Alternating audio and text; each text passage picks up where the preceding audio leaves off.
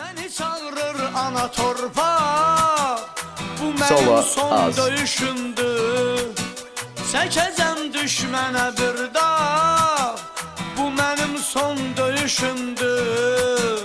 Məni çağırır ana torpaq, bu mənim son döyüşümdür. Çəkəcəm düşmənə bir dağ, bu mənim son döyüşümdür.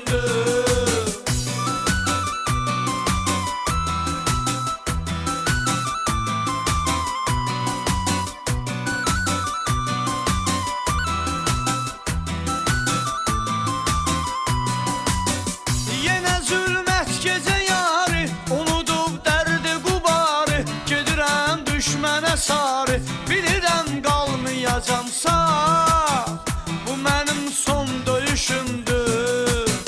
Məni çağırır ana torpaq, bu mənim son döyüşümdür. Çəkəcəm düşmənə bir dağ, bu mənim son döyüşümdür.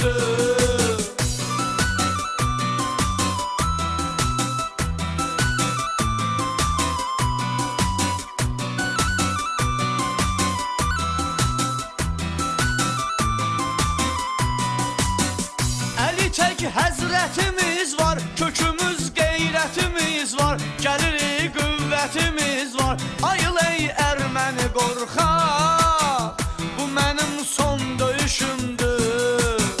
Məni çağırır ana torpaq, bu mənim son döyüşümdür. Çəkəcəm düşmənə bir dağ, bu mənim son döyüşümdür.